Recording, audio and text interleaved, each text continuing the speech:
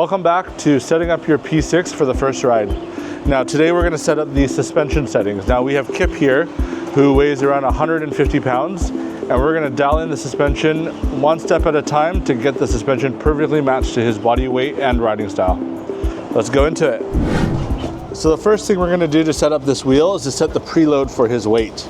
Now if you are riding in more rough environments and you want to do bigger drops or jumps, you'll want to set your sag, which we'll get into, at around 20-25%. If you want a more cushy, comfortable ride in the city and you don't plan to do many drops, what you can do is you can set the suspension for around 30-35% sag, and this will give you the most comfortable, compliant suspension. Now before we start, we got to get a baseline. So if I measure it up to this point right here, so it looks to be around 23.2 centimeters or 232 millimeters. Now if we aim for a 25% sag, the suspension height for Kip should end up around 232 minus 23, and that would give you around 209 millimeters, which is around down here. So let's get Kip to stand up on the wheel and see where he lines up to. So now that Kip is standing on the wheel, we're going to get his resting sag height and see where he stands. So, whoops. Sitting at the same point, Kip has about 20.1 centimeters, which is 201, which means he's sagging quite a little bit on this wheel. So what we're going to do is raise the preload up and try to get him to that 209 millimeter mark. So if you want to get off the wheel, and let's adjust it. So in order to adjust the preload, there's actually two of these covers, one on each side. So when you peel it off, you'll see this black nut. Now this black nut is actually an 18 millimeter socket. So here I have an 18 millimeter socket, and we're going to go ahead and adjust. If you look at these lines, you'll see that there's, you can count the number of lines. You can use that as a stake to make sure that both sides have the same amount of preload. So we're going to use a socket wrench. I'm going to go down 2 lines.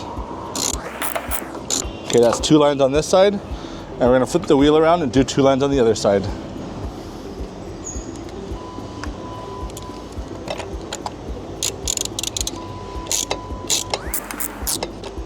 Okay. Let's put back these covers and see where he lands now.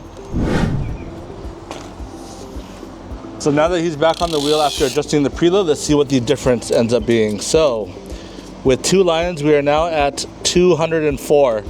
So we need to go another 0.5 centimeters. So we're going to add 3 more lines of preload on each side.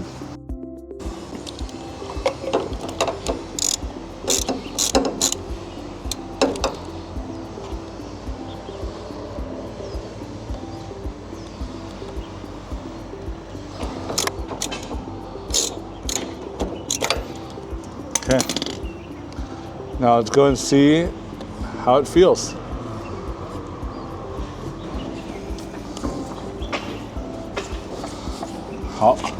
So now if we were to measure this point again, we're now at the goal of 208 or 209 millimeters. So now that his preload is set on the more stiffer side, we'll have him go down the stairs and see how he feels.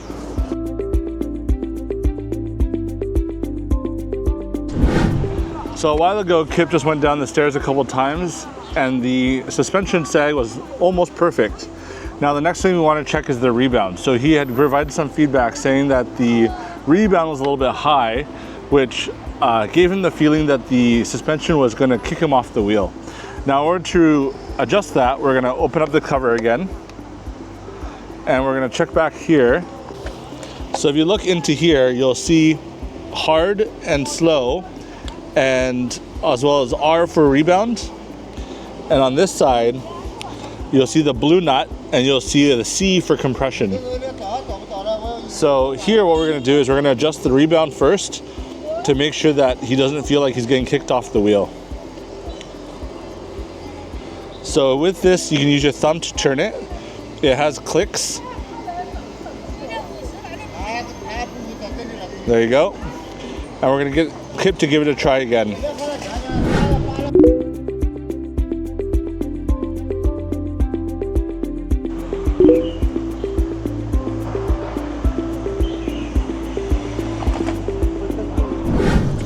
So a while ago I had put in 2 notches of rebound for Kip, and he said that it felt a little stiff, like it wasn't using the full travel. So what we're gonna do is we're gonna back out, 1 more click. There you go. And we're gonna see how he feels.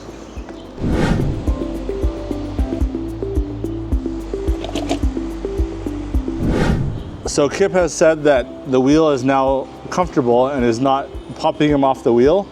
So the last thing we're gonna test now is the compression damping. So Kip's gonna take off a ledge, and he wants to do basically a 1 meter high ledge, and then we're gonna tune the compression damping to make sure he doesn't bottom out. So let's go ahead and do that. As he's getting ready to take this 1 meter drop, I've spoken to him and told that all he wants to know and all I want to know is whether he's going to bottom out, because he said that this is the biggest drop that he'll probably do. And so making sure that the suspension range fits his riding profile, we want to make sure that nothing beyond this will be bottoming out, but he wants to use that whole range. So he's going to get ready to do this drop, and we're going to see whether he bottoms out in the first go or not.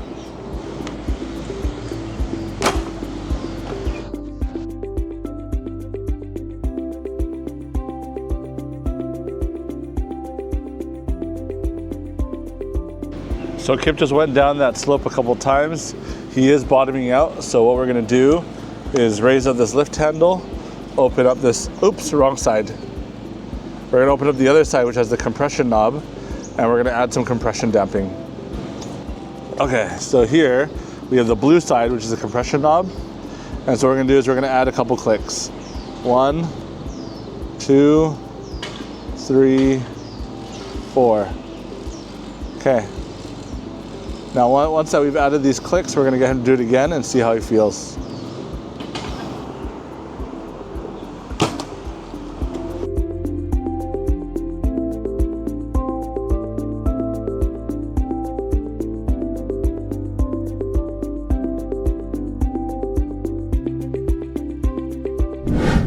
After adjusting the compression dampening for Kip, we've noticed that he isn't bottoming out on the staircase or this drop. And so what we're gonna do is we're gonna remove some of the compression damping now and try to hit that sweet spot to give him the most comfort for the range of riding he wants to do. So let's go ahead and flip the wheel around, and we're gonna reduce some compression damping. So to reduce it, we're gonna turn counterclockwise. Okay.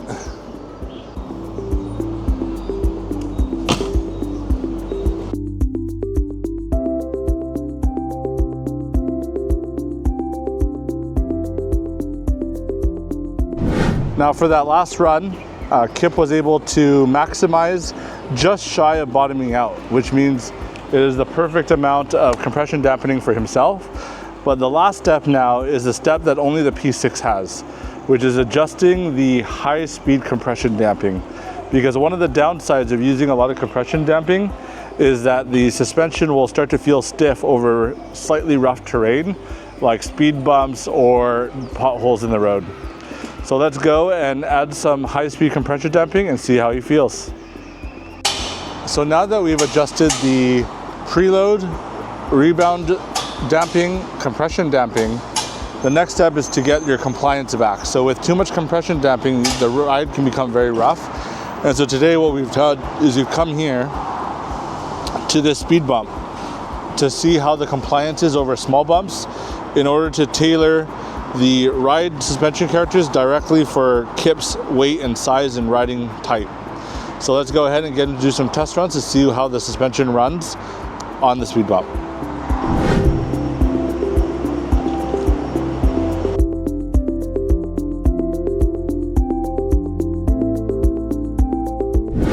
So on the compression suspension side, on the damper that controls the compression damping, at the bottom you'll see this nut, and this nut is a 4mm hex nut. Now what this is a compression damping relief valve to provide high-speed compression damping relief. So what we're going to do is we're going to put some relief in here to try and make this speed bump more comfortable for Kip.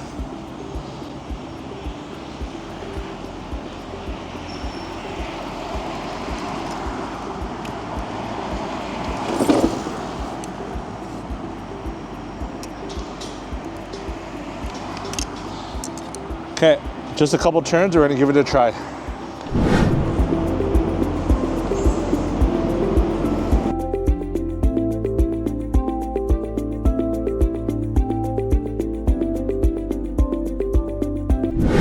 Okay, so with that adjustment, he was able to get a little bit better compliance over the speed bump, and that is pretty representative of like potholes and road imperfections that you might see on the road.